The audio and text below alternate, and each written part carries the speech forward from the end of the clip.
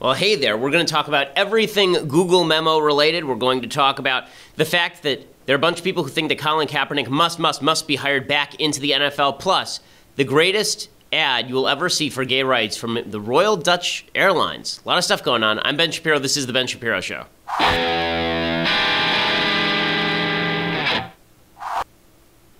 Oh, we have many things to get to today, and I will be discussing all of the things that have to do with this Google memo that we went through in depth yesterday here on the program. I will be spitting hot fire like one of Dany's dragons on Game of Thrones, incinerating entire lines of enemy troops. But before we do any of that, first I want to say thank you to our sponsors over at Boll & Branch. So as you know, because I've said it 1,000 times at this point, I suck at sleeping. I'm really bad at it. That means that when I get into my bed at night, it must be comfortable, it must be wonderful, it must be the greatest bed that ever was. And that means the sheets have to be really good. So people tend to think about all the other aspects of sleeping, but you never think about your sheets. You just go over to the local department store and you pick up the one that has the highest thread count because you don't know what that means, and then you put it on your bed and it turns out you're sleeping on a plastic tarp. Well, that's why you need to go over to bollandbranch.com. Their sheets are so good that they are all I will buy now for me, for my children. They're incredibly, incredibly comfortable. They breathe. They do not feel heavy on you. They're terrific sheets. Bollandbranch.com. There's a reason that 3 ex-presidents and Bill Clinton's lovers apparently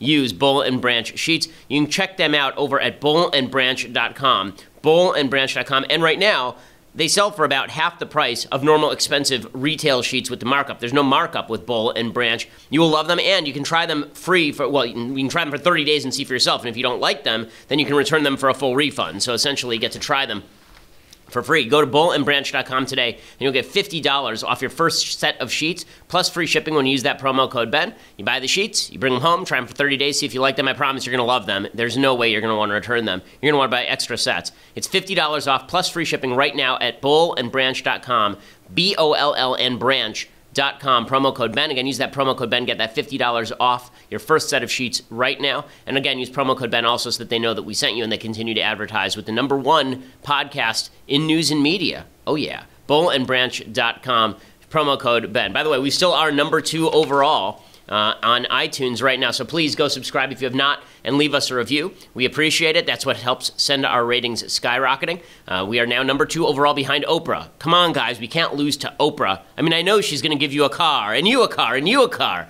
We're not going to give you a car, but we will give you the satisfaction of having defeated Oprah if we eventually take over the #1 slot. So go ahead and check that out. Okay, so on to the situation over at Google. So last night, Google decided that they had to fire their employee, the evil, evil employee who suggested in a memo that Google was leftist and closed-minded, which is weird since if you don't want to prove that you're leftist and closed-minded, perhaps you shouldn't fire the guy who says you're leftist and closed-minded. That's kind of a bad move. But they fired him. The Google Revolutionary Brigade has offed that employee. His name is James Damore.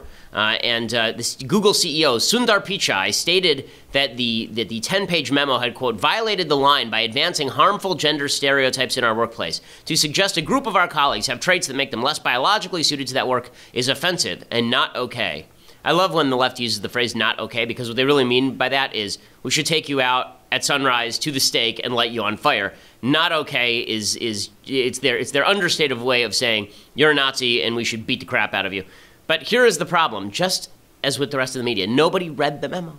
Nobody read the memo. Nothing in the memo says that women as a group are less biologically suited to being in tech. There's nothing in the memo that says that. Okay, so the media obviously didn't read the memo, and so now they are simply attempting to make up what they wish the memo said, because it's easier to make a case that the guy should be fired if you make up what he said. So here are some of the things that it didn't say. So let me start with this. Here's what the memo actually said.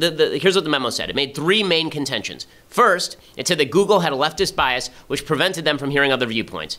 Obviously true, because you just fired the guy who said you had a leftist bias. Second, it said that part, not all, but part of the discrepancy in employment between men and women at Google was attributable not to sexism, but to large-scale group differences between men and women.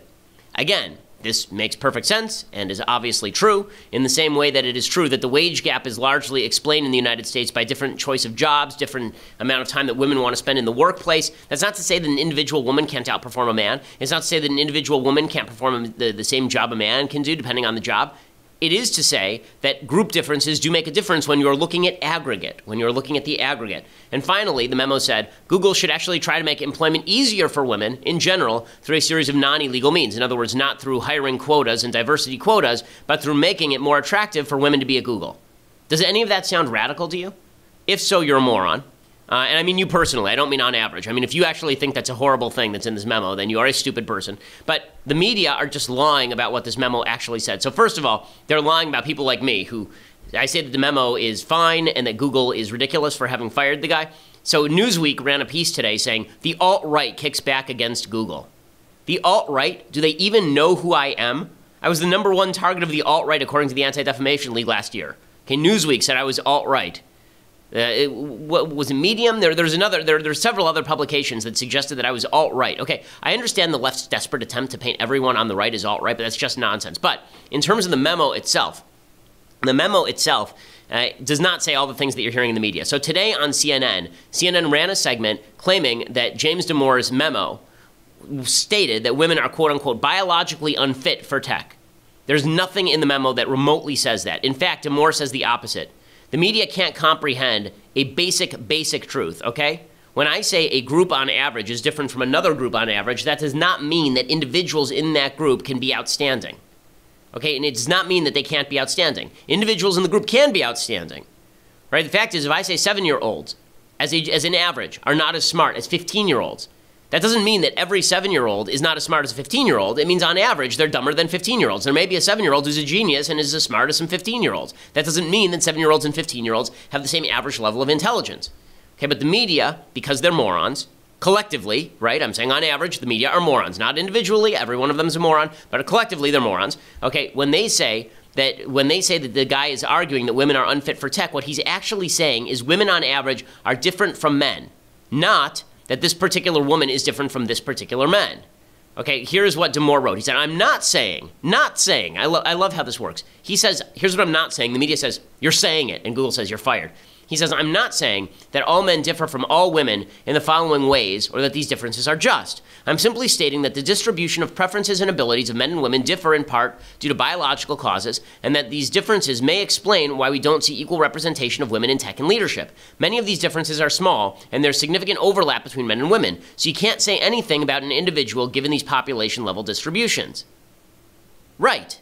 Okay, so, but according to the left, this means that what he's saying is that every woman is worse than every man in tech. Okay, that's clearly not what he is saying. The reason that it is important to look at averages is because when you're looking at statistical averages with regard to wages, when you're aggregating data, you have to look at all of the relevant confounding factors. Okay, you'd be a bad social scientist if you failed to do this. He reiterates this point later in the memo. He says, I'm not saying that we should restrict people to certain gender roles. I'm advocating for quite the opposite. Treat people as individuals, not as just another member of their group. So what he's saying is, Google, you say that we need to hire more women. And what I'm saying to you is, why don't we just hire more qualified people? Right? Why don't we just base it on their individual qualifications? Why does it have to be we need to hire more women? You cannot simultaneously, if you're Google, hold these two thoughts at the same time. It is deeply important that we hire lots of women because women make the workplace more diverse. And women are identical to men in all relevant respects. Okay, you can't hold those two things simultaneously. It doesn't work. Okay, that's what Damore is saying. And just to prove this, he even includes this particular chart in the memo itself. Okay, so here, this is the chart. Okay, it says populations have significant overlap, and then it shows a trait, and it shows two bell curves, right? A purple bell curve and a green bell curve. And it shows that the purple bell curve and the green bell curve, they share some space, but the purple bell curve is shifted a little bit to the left on whatever this x-axis is. Okay, and then he says, reducing people to their group identity and assuming the average is representative ignores this overlap. This is bad and I don't endorse that. He's explicitly saying what they're saying that he's not saying, right? He's explicitly saying you can't judge individuals by group differences, but group differences do make a difference when you're analyzing the data, which of course is true. Right? This chart is basically showing what I told you yesterday, for those who missed it. What I said yesterday is that what this chart shows is that women, on average, probably score very similarly to men with regard to tech, but when it comes to the outliers, when it comes to the ends of the spectrum, there's a thicker end for men, meaning that there are more men who are in the upper echelon than women who are in the upper echelon, even if the averages are very similar. Okay, so that's the first thing the media is telling you about this memo that is not true, that he is saying that all women are unqualified for tech. Absolute crap. Doesn't say that anywhere in the memo, and all that's happening here is that the media they've come up with a preconceived notion, which is that this guy is a sexist, and now they're going to work to turn him into a sexist. Okay, second thing, they say that this guy said, Damore said in the Google memo that he didn't say. Diversity is bad. Okay, Damore says, this is literally the first words of the memo, I value diversity and inclusion. In fact, he offers an entire section of his memo devoted to, quote, non-discriminatory ways to reduce the gender gap. He suggests that Google make software engineering more people-oriented with pair programming and more collaboration because women enjoy emotional connection more than men, allow those exhibiting cooperative behavior to thrive, make tech and leadership less stressful, and allowing and truly endorsing as part of our culture part-time work. Right? All of this would definitely make Google a more attractive place for women to work. Okay, one of the things about women in the workplace is that women tend to want to work part-time more than men because when they have kids, they want to spend more time at home with the kids. Okay, this is true of my wife. It's true of women on average. Okay, Damore says he believes that arbitrary social engineering of tech just to make it appealing to equal portions of both men and women would be foolish.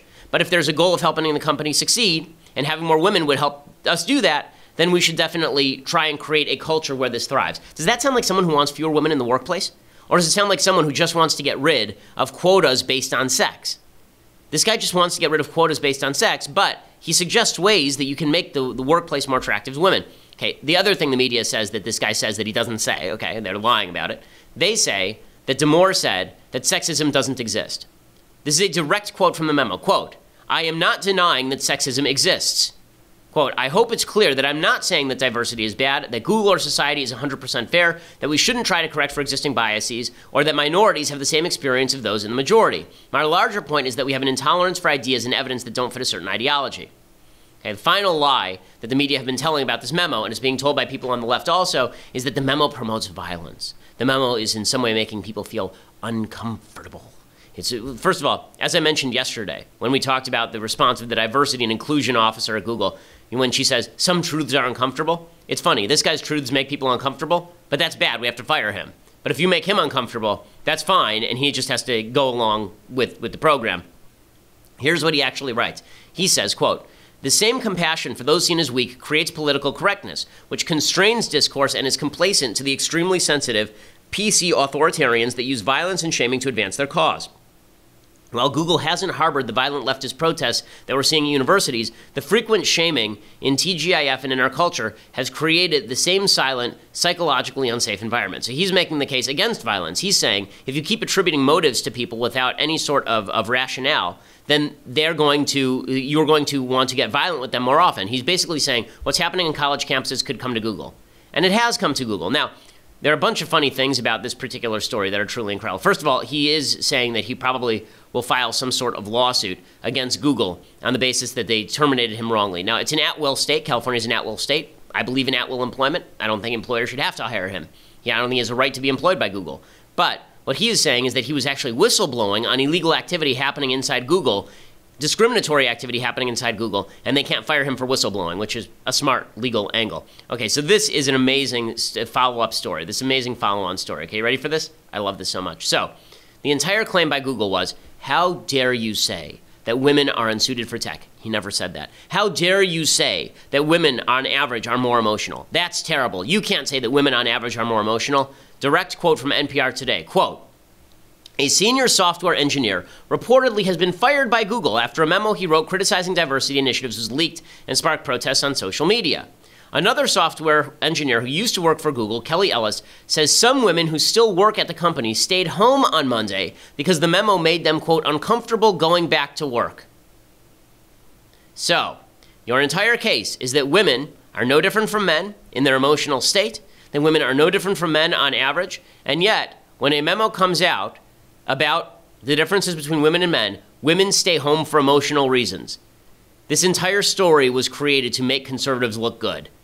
I mean, it's truly incredible. Like, if you want to prove him right on every score, that women are different from men on average, that Google has a leftist bias and they kill everyone who gets in their way, all you have to do is this story makes it clear that all of this is true. It's just amazing stuff. Okay, before I go any further, and I want to talk about how this sort of mentality is now infusing all of society and dividing us from one another.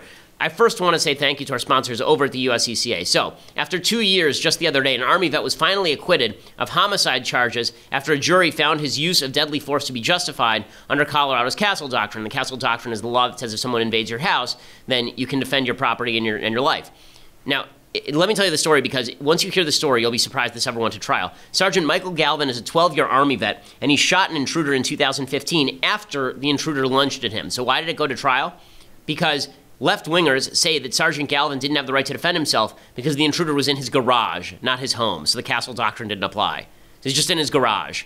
Okay, can you believe that? Now, we already know that we cannot rely on the screwed-up legal system to ever get it right. In this case, it cost Sergeant Galvin a lot of time and money to prove his innocence just for following the law. That's why you need the USCCA. The USCCA believes everyone has the right to protect themselves no matter where they are, which is why they want to give you a chance to win a brand new gun when you activate your USCCA membership before midnight tonight. Visit defendmyfamilynow.com, defendmyfamilynow.com to enter. That's defendmyfamilynow.com. They help you in case you have to shoot somebody or shoot at somebody. They help you through the legal process. They ensure that you're not going to lose your livelihood and lose your life in court. That's what defendmyfamilynow.com is for. Plus, you have that chance to win a brand new gun when you activate that USCCA membership. Again, defendmyfamilynow.com. You owe it to yourself and your family to go over to USCCA and check it out. defendmyfamilynow.com. Okay, so this is not the only story about corporate attempts to crack down on the right. Unfortunately, this is becoming more and more common. We saw just a couple of days ago, we talked about the story with Lena Dunham trying to out a couple of American Airlines employees who were supposedly talking about how the push for transgender children is really despicable. The push to push children into transgenderism is gross, and they wouldn't involve themselves in it. And Lena Dunham tweeted it out, and American Airlines tried to crack down on the employees, and then they found out that Lena Dunham is a pathological liar, because that's what she is. And it's just another demonstration that for the left, free speech only applies to them. It doesn't apply to anyone else. Again, Google has the right to fire anyone. American Airlines has the right to fire anyone it wants. But if we can't live in a society where we acknowledge that differences of view generally do not mean that you should be fired, then then it's going to be very hard to live in this society. Now, I will say there's an exception, okay? If somebody who's left-wing comes to work at Daily Wire, and then they start promulgating left-wing views, I think that that's perfectly within bounds for me to say, you don't represent our company, you got to go. But Google is not about right-left. Google's entire company is based around the idea of information being shared among lots of people. Well, just because they don't like the information that's being shared, that doesn't mean that you can just dump people, especially because we're not even talking about, in this case, a guy actually writing a memo saying women shouldn't be working at Google, right? I mean, there you could at least say, hey, this creates a hostile work environment. There's nothing in the memo that creates a hostile work environment. They just went over their skis and suggested that that's what was happening so that they could fire the guy. But there is this tendency now to infuse every aspect of American life with politics. So another aspect of this, there's a new push for Colin Kaepernick in the NFL. So as we talked about, Colin Kaepernick was a very crappy quarterback the last couple of years. He was the worst-rated quarterback in the NFL last year. He was demoted so that he was playing behind some other garbage quarterback for the San Francisco 49ers, and finally he was let go. And the popular media line has been that Colin Kaepernick was let go because he knelt for the national anthem, not because he's a crappy garbage quarterback. So now the Dolphins, the Miami Dolphins, their quarterback, a guy named Ryan Tannenbaum, I believe, he's injured, and they had to pick up another quarterback. So they picked up Jay Cutler. Okay, Jay Cutler, I'm a Chicago Bears fan. Jay Cutler is the most disappointing quarterback in Chicago Bears history. He came in with this stellar reputation for having a gun of an arm, which he does, but he was not a good decision maker in the pocket, and so he threw lots of interceptions. That said, he was sort of a middling quarterback in terms of QBR, in terms of quarterback rating. He was not like on the very low end of the spectrum. He was not the best quarterback in the league, but he certainly was not Colin Kaepernick quality bad. The Dolphins picked him up, and naturally, the media are now suggesting that the NFL must force some team to take Colin Kaepernick. Here is Shannon Sharp over at Fox Sports 1 making this case. Shannon, is this a good move or bad move by the Dolphins? It's a bad move.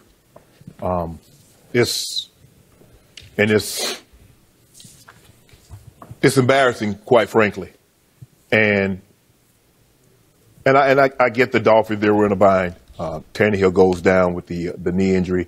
The severity, it seems to be, as more news trickles out, there's a great chance that he's probably going to be done for the entire season. So I get it. So I'm just trying to figure, did Jay Cutler call all 32 teams and say, if somebody goes down, I'm willing to come out of retirement? Probably not. I wonder if Jay Cutler called the Miami Dolphins and says, I want to play. And then this narrative about Cap says, okay, well, he wants too much money. It's amazing how the Miami Dolphins found $10 million for a guy, a retired guy, not a guy that last threw a pass in January, a retired guy. Yep. No, we don't want you. But here's what's the most egregious part of it, Skip. They lumped Colin Kaepernick, a guy that last threw a pass in January of 2017.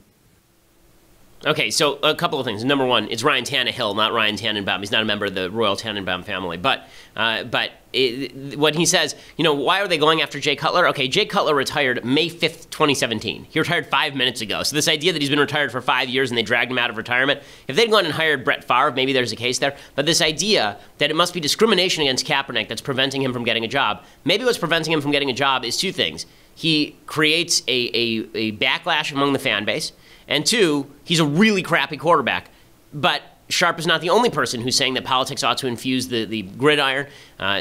Stephen A. Smith is saying the same thing. He's saying the NFL should actually cram down on teams. They should find some team to cram down Kaepernick on. That there's going to be an uproar, an uprising to some degree, and I think that the NFL is going to feel compelled to make sure that this man has a job. Yes, you have the naysayers and the detractors, and you certainly understand that there are no African-American owners in the sport of the National Football League, that a vast majority of them are white, as opposed to Shad Khan, who's in Jacksonville, and he's Pakistan. I think I remember him being Pakistani rather. So when you take that into consideration, it looks daunting, but nevertheless, I do believe there's a whole bunch of people out there who are in support of Colin Kaepernick. And as this continues to transpire, where scrubs are being picked before him, you're going to see an uproar and potentially an uprising. That's not something that the NFL is going to want. That's not going to be good for business. And I think ultimately somebody's going to capitulate. Okay, so again, it's bad for business for the NFL to ban him. Okay, they did the same thing, I remember, with Michael Sam, who was a 7th-round draft pick by the NFL. Apparently, the heads of the NFL called up all of the various NFL teams, and they said, you need to pick Michael Sam. We need to get him on the field. We need to have him signed by a team because he was openly gay and came out right before the draft and was on the cover of Sports Illustrated, and so it was impossible that the NFL wouldn't engage in this. Again, it's hilarious to watch the left spin itself in circles over dictating to private businesses what they can and must do. Okay, so according to the left, it is a must to force a religious baker to cater a gay wedding. Must happen, okay? The government must force that. Also, the same people will say that Google must fire somebody who disagrees with them. So you understand? Religious people must cater to people with whom they disagree, but Google must fire people with whom they disagree. If this all seems a little weird, if this all seems like it's just outcome-driven, that's because it is from the left. All it is about promulgating leftist values. It's not really about free speech or about the ability to express yourself in any way. Again, do I think that Colin Kaepernick should be hired regardless of his stance on the national anthem? I actually sort of do. But I will say that there is that his business is actually two things, okay? Unlike Google, where the guy who works at Google, his job is to code. That's his entire job. And there's no backlash, that really matters outside the workplace with regard to his personal views on females.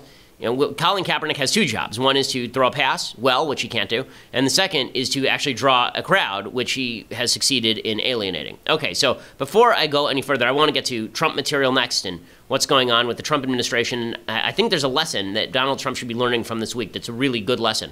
Before we get to any of that, first, I want to say thank you to our brand new sponsors over at Dollar Shave Club. Dollar Shave Club is the best choice. It's the smarter choice. You get a great shave at a great price, conveniently delivered right to your door. You're never going to have to worry about going out to the store again and buying razors at a really overpriced sticker. It's an awesome life hack. It is a no-brainer. Instead of buying a cheap disposable razor or spending a fortune on really expensive razors, instead, you use your DSC Executive Razor with their Dr. Carver's shave butter, and the blade just glides gently, and it gives you a really smooth shave. So Orthodox Jews, we can't shave above the jawline with the straight edge, but I use it underneath my chin every single day, and it is just glorious. It is the best razor that I've ever used, and you can get it when you go to Dollar Shave Club. Also, they send you these new razors every month, so that means that you are going to never be shaving with a dull blade, which is how many times have you had the dull blade, you forgot to go to the store and pick up the razors, and now you're stuck taking basically a butter knife and shaving yourself with it.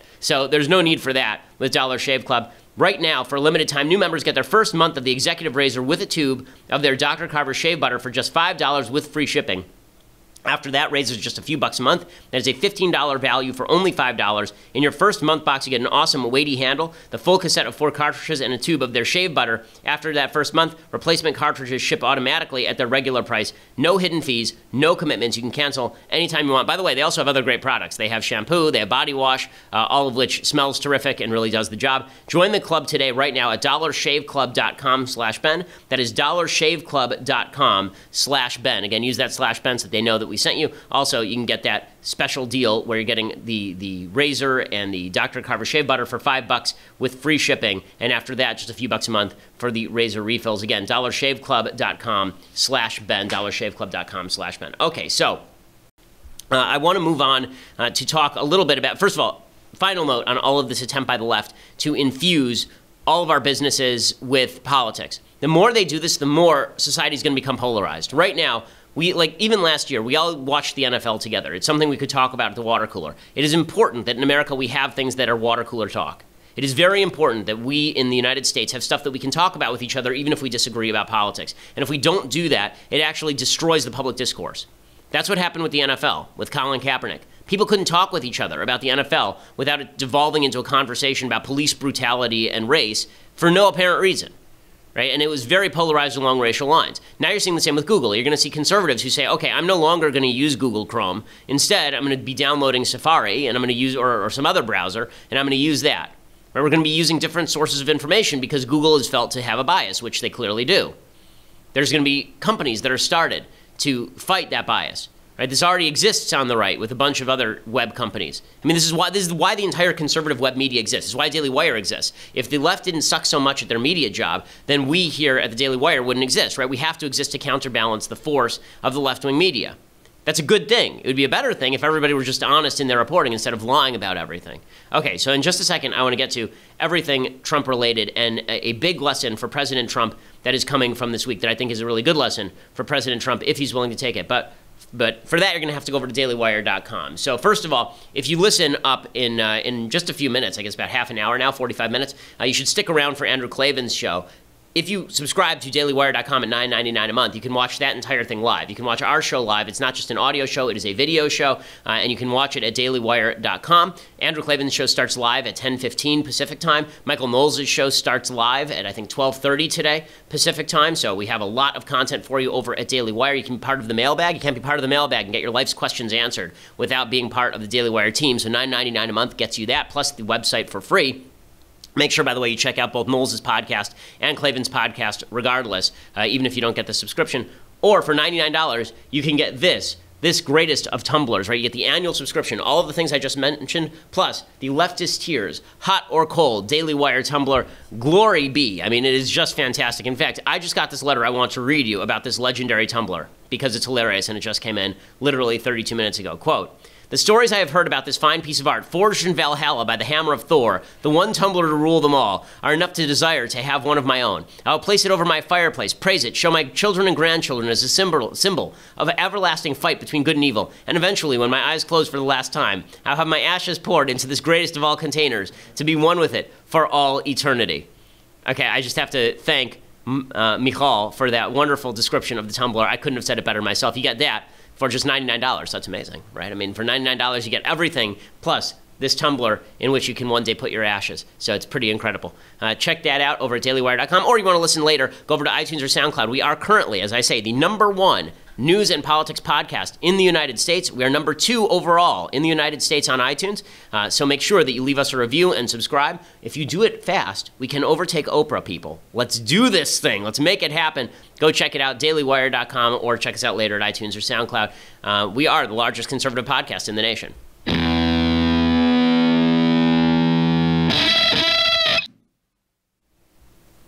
Alrighty, so here is I keep saying that there's a lesson for President Trump. Here's the lesson for President Trump that's happened from this week. He's on vacation this week, and guess what? Things are going really well. Like, a lot of the news that's coming out from the Trump administration is really good. You know why? Because Trump isn't tweeting stupid crap. Because he's not firing and hiring. He's not grabbing people like Anthony Scaramucci from his American Psycho Coke Den and bringing him in and using him as his communications guy. We're not getting the chaos every time Trump opens his mouth. Trump is quiet. And guess what? And then you see stories like this appearing in the press because guess what? The media actually has to fill the time. Okay, here's the dirty little secret about media. We need content. Okay, if Trump isn't providing content, we will get content from somewhere else. The content this week for Trump has been quite good. Yesterday, or the day before, Monday, there was a 15-0 UN resolution that was passed to create new sanctions on North Korea, including China and Russia voting for it. That's a major accomplishment by the Trump administration. Today, the Daily Mail is reporting, and so is the Washington Post, quote, "The war against ISIS has taken dramatic strides since Donald Trump became president, with the U.S. and its allies reclaiming swaths of Iraq and Syria. In fact, of all the land reclaimed by the U.S.-led coalition since 2014, nearly one-third has been taken since Trump took office. That's thanks to Trump's decision to delegate decisions and engage in a campaign of annihilation," Brett McGurk, the State Department senior envoy to the anti-Islamic State coalition, told the Washington Post. Since its peak in early 2015, ISIS has lost 78% of its occupied territories in Iraq and 58% in Syria. In total, that is 27,000 square miles of territory, 8,000 of which has been taken since February of this year. So, what should this teach President Trump? It should teach him a few things. One, when you delegate to good people and leave them alone and don't mess around with it, good things happen. And this has been true at the EPA, where we're cutting regulations. This has been true with regard to hiring and firing, where Trump has cut 11,000 jobs. Delegate to the right people and shut up. Okay, he's on vacation right now. He's disappeared. The media doesn't have anything to feed off of. This is why this great lie that Trump's tweets make his presidency stronger. No, Trump's tweets make his presidency eminently weaker. If you were just to go quiet and to starve the media of material, then all that would happen is that the media would be forced to actually cover the news. They'd actually be forced to cover the news. And they'd look more and more desperate, right? Because the left is desperate at this point. Listen to how desperate they sound, okay? MSNBC had on a guest named Dean Obadiah. He's actually usually at CNN. And he's a Muslim comic, which is, in his case, oxymoronic. He is not a funny man. But he says that Trump, it's just like a swastika. It's a Trump swastika. The word Trump is like a swastika. I spoke to the executive director of this mosque earlier today, and he was saying that the relations that they enjoy with the community are generally strong. Sure. Muslims have been in America for a long time. There's in some of these areas, there's slightly newer communities. Mm-hmm. Some of them are first generation, and he feels that the community's not hostile toward them. And that's a great thing. And you saw that. I saw immediately that within hours of the attack, the leaders of different faith communities standing up and saying, we're with you. This mosque, according to local media reports, they did get some emails and hate mail before. Just a week ago, another Muslim cemetery in the Minneapolis suburbs was vandalized with swastikas, graffiti. Since January, we've had 5 mosques burned down in America by arson. That's according to the police. We've had swastikas written on mosques. We've had the word Trump painted on mosques in New Jersey, Iowa, and New York. For some, the word Trump is becoming a modern-day swastika. For some? Why? Why is that becoming a modern-day swastika? First of all, we don't have any evidence who did that. I mean, maybe his suggestion here seems to be that there are people who are alt-righters who use Trump as their stand-in, but, like, that's such an exaggeration. Trump is a modern-day swastika. Maxine Waters, the most corrupt person in Congress, she's saying we're going to impeach Trump by December. Okay, we'll let her go. So I believe it is possible to impeach him. Mm. How long is it going to take? I don't know, but I give it to about December. And I think soon. Okay. I give it to December. Okay, so that's not going to happen, but the left is so crazy that this is what they're promulgating. And you know what makes them sound crazy? When nothing's happening. It makes them sound totally over the moon when nothing is happening. It makes them sound bat poop, okay? When they're going crazy and Trump is just quiet, it makes them sound like loon bags because they are loon bags. And here's the other thing. All the divisions on the right regarding Trump, they go away when Trump does good things and when the left is crazy, okay? These are the things that unify the right. If you want a unified right, what you want is Trump to do positive things, and you want the left to continue acting the way that they're acting at places like Google, shutting down debate, making people on the right, making moderates feel threatened, right? That helps the right. That unifies the right. Then you don't have to do the whole Trump as litmus test. Now, Laura Ingraham was hosting for Tucker Carlson last night, and listen to her dividing conservatives amongst themselves on the issue of Trump. Do you know what a liberal's idea of Armageddon is? No, it's not a nuclear North Korea, but a successful Trump presidency. Do you know what the never-Trump Republicans on Capitol Hill fear the most? No, it's not ISIS, and it's not a 5,000-point drop in the Dow, but a successful Trump presidency. Okay, so that last statement is the one that's really dumb, okay? This idea that never Trump Republicans are looking for Trump to fail. That's what they fear is Trump's success. No, what they fear is losing their seats. And they fear losing their seats if Trump continues to do silly things. So again, Mr. President, take a note from this week. You're having a really good week, okay? This week has been great for you thus far. I understand it's only Tuesday, but it's been a great week, okay? That's better than it's been in the past couple of weeks, okay? So you ended last week on a relatively high note. Now, the first couple of days have gone great. Why? Because you were quiet. Just be quiet, okay? And everyone will unify around the good policies your administration pushes and around the idiocy of the left. You can create another victorious coalition around those two things. You're going to break the coalition if you decide that you have to meddle, create chaos, jabber, be the center of attention. All those things need to stop. If you stop that, every day can be like today. Every day can be me just doing good Trump all day. That's what I would like to do. I would like to do that about any president, okay? Forget whether it's Obama or Trump. I wish they all did things that I want them to do. Right now, the Trump administration is doing things this week that I want them to do.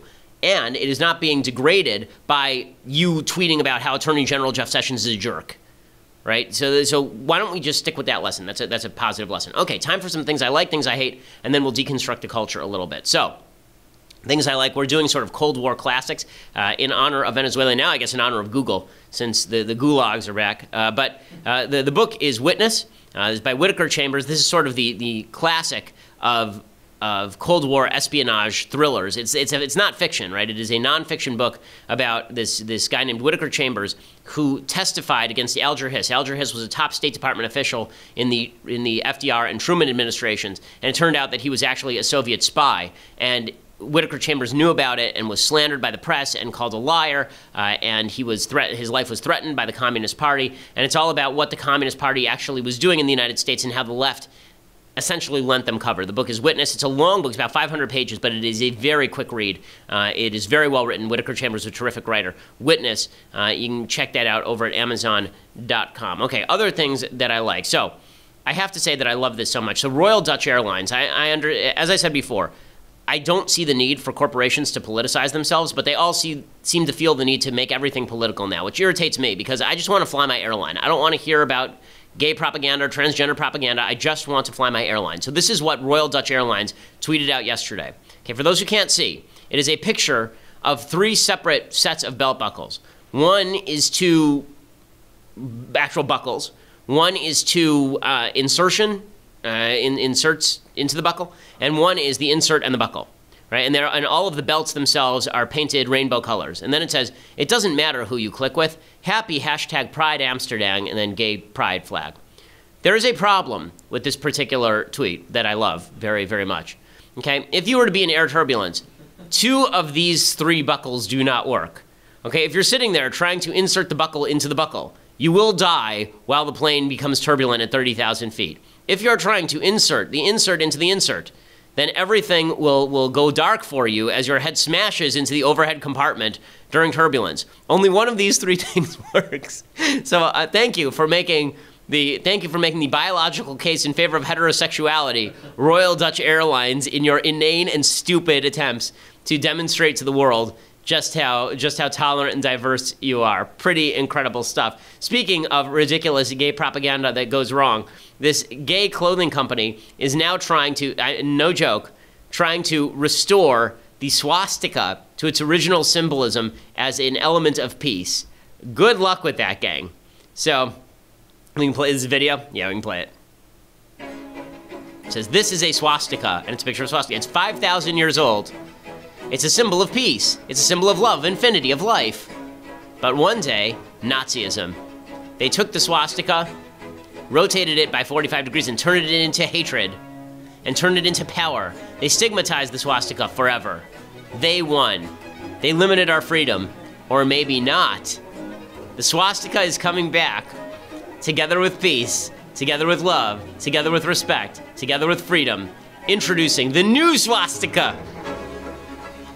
And then it is a rainbow swastika rotated 45 degrees, looking just like Hitler's swastika. So they didn't even have the brains to make the swastika back to its original angle, right? They just left it 45 degrees in half of their gear. And then it says peace with swastika, love with swastika, zen with swastika.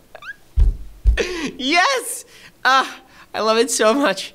So I only hope that one day when the gay swastika flies above companies that have fired all of the religious people, that we can understand that peace, love, and Zen, we're all with the swastika. The happiest person in the world today is John Nolte, who's been talking about the gay swastika for years with regard to companies destroying religious people's lives who don't decide to participate in same-sex weddings. I love it. KA Designs claims their intention behind using the symbol commonly associated with the Nazi Party was to reclaim the symbol to represent the LGBTQ community. Go for it, gang. Just enjoy yourselves. Love it. Love it. And, of course, everybody is like, wait, what? What are you doing now? Like, say, huh? Like, what? So I assume that their next campaign will be to reclaim crematoriums, because it turns out that crematoriums have been used for thousands of years for actual cremations of, like, people who want to be cremated. So I guess we can just reclaim Sometimes a symbol is so poisoned that you might just want to let it go. The same people, I assume, who are in favor of the swastika, I'd like to see them try to reclaim the Confederate flag next, since apparently we have decided the Confederate flag is the root of all evil in the United States. So, spectacular job. Everybody who's up with the gay propaganda this week, just well done. Royal Dutch Airlines, KA Designs, you've done yeoman's work. Well done. Okay, time for a couple of things that I hate. Okay, so Stephen Colbert last night spent his time going after Eric Bolling. Eric Bolling has been suspended from his show The Specialist on Fox News after allegations of sexual harassment against guests. And here's Stephen Colbert playing high and mighty with Eric Bolling. The HuffingPo is reporting that co-host of The Specialists and guy whose cologne you can smell through the TV, Eric Bolling, sent co-workers an unsolicited photo of male genitalia via text message. Oh my God, whatever happened to old-fashioned courtship? When a gentleman would telegraph his genitalia. Here is my penis. Stop. Stop sending me your penis. Stop. Seriously, stop. Bolling has been suspended while Fox News investigates, but he denies the charges, sort of. According to his lawyer, Mr. Bolling recalls no such inappropriate communications. He doesn't recall? How do you forget sending someone your bits and pieces? Okay, so obviously Colbert and the rest of the left media, oh my God, look at Eric Bolling, it's so terrible. Okay, so I would just like to remind people, and it is, by the way, if he's texting his genitals unsolicited to people, that is sexual harassment and it's disgusting, okay? Now, with that said, Stephen Colbert took over for, does anyone remember? David Letterman, yes, David Letterman. Okay, David Letterman told the audience openly on his show that he had sexual relationships with female staffers on his staff, adding that he'd forked over a bogus $2 million check as part of an extortion plot on the matter. Okay, so what happened? He did it for years, and yet no one seemed to mind. Hollywood playing hypocrite when it comes to this kind of stuff. Again, I'm fine with ripping people up and down for sexual harassment. I have no problem with that, but I just find it a little ironic that people in Hollywood are willing to forego ripping their leftist colleagues engaged in sexual harassment. Like, a little consistency would be good. Right? I am not in favor of sexual harassment. If somebody on the right does it, like if Eric Bolling did it, he should not have a job, okay? And if somebody on the left does it, they should not have a job either. But I'm consistent in this. This is Letterman's audience, and so there's a little bit of irony to this whole shtick. Okay, now let's do a little bit of deconstructing the culture. So deconstructing the culture today, ABC News and the Associated Press are pushing very, very hard this new idea that young, tiny children should be able to determine their own gender. Oh, yes. ABC News has a piece today. It says, in some ways, Rainbow Day Camp is very ordinary. Kids arrive with a packed lunch, make friendship bracelets, play basketball, sing songs, and get silly. Whenever there's a story that starts this way, you know that it's going to go off the deep end very shortly. Right? It started off like any normal day until Bob murdered his wife and fed her to the dog. Right? All these stories.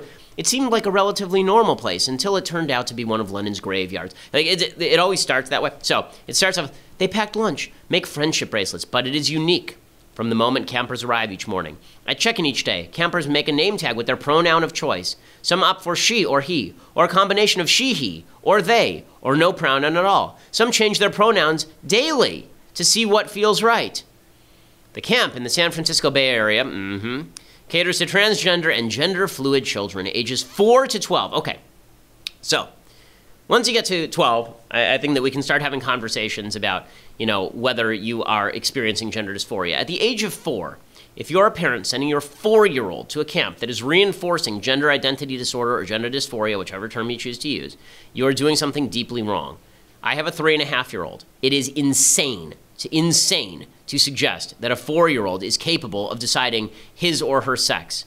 That's utterly crazy, and parents who are doing this are doing something deeply sinful, something deeply nasty to their own child. It is your job to guide your child. This idea that your child is supposed to lead you into something like sexual identity when they have no clue what sex is, have no idea what their genitals are for, don't have hormones, okay, it's just ridiculous. It's just ridiculous. Because the enrollment has tripled to about 60 young campers. This is demonstrative of the fact, by the way, this is true across the board. It's true in Australia, it's true in Great Britain. Every place where the transgender movement has started to push, what they've seen is an enormous number, the number of kids who are now looking to transition has skyrocketed dramatically. Now, what the left would say is all these people were just waiting to transition, and now society's become more accepting, and you're seeing more of this behavior. Okay, or it is possible that gender confusion can be created by environment or exacerbated by environment. This notion that environment has nothing to do with sexual identity or sexual orientation or sexual behavior is just asinine. It's not true. Okay, there's been no evidence of this whatsoever. According to the left, sexual orientation, sexual behavior, gender, all of those things are hardwired, but sex itself is not hardwired. Sex itself is completely malleable. This is ascientific. It's actually anti-scientific. And to pretend that small children, 4-year-olds, should be going to camps where they are encouraged to revel in gender confusion is purely disgusting. It's purely disgusting, particularly since statistically speaking, 80% of small children who suffer from even gender identity disorder, right, actually suffer from it, grow out of it by the time they hit puberty. So just what a terrible society we're creating, or when we suggest that children ought to be making decisions about their own sex lives, but adults ought to be abdicating on that score. Really, really terrible. The article continues to talk about a 6-year-old Gracie Maxwell was dancing in the sunshine as a Miley Cyrus song blasted from outdoor speakers. The freckled, blue-eyed blonde wore her hair in a braid on one side. Gracie's a boy, by the way. Once she could talk, I don't remember a time when she didn't say, "I'm a girl." It said her mother, Molly Maxwell, who still trips over pronouns but tries to stick to she. Then it grew in intensity. "I'm a sister, I'm a daughter, I'm a princess." We would argue with her. She was confused. We were confused. Living in liberal-minded Bay Area made it easier. The Maxwells found a transgender playgroup, sought specialists, and at 4-year-old let Gracie grow her hair, dress as a girl, and eventually change her name. What a joyous occasion. I mean, look at this kid here on the right. This little kid. How old is this kid? Do you think maybe 6, 5? The one on the right with the multicolored hair here. Yeah, it's a decision by the parents to allow this kind of stuff. It's a decision by the parents to revel in this kind of stuff and make themselves feel better as parents of this kind of stuff. Listen, I wouldn't want to be a parent who has a kid who has to deal with gender dysphoria or gender identity disorder. But for me to abdicate the decision to the 4-year-old is just, it's non-adult, okay? It's anti-adult, and it's anti-civilization. Okay, so this, unfortunately, is going to continue because the left is fully ensconced in its own navel-gazing with regard to the new civil rights movement it's created for itself. It's not a civil rights movement at all. It's a way of destroying childhood innocence. Okay, so we'll be back here tomorrow to talk about more fallout, I'm sure, from Google and the latest in the news. I'm Ben Shapiro. This is The Ben Shapiro Show.